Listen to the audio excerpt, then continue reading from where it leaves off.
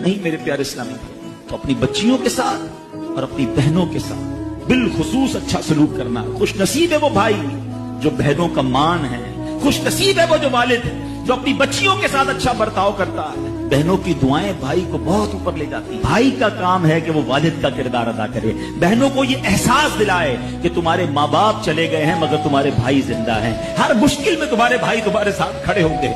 कभी बहनों को ये रियलाइज मत कराना कि वो अकेली कहीं किसी प्रॉब्लम में हो।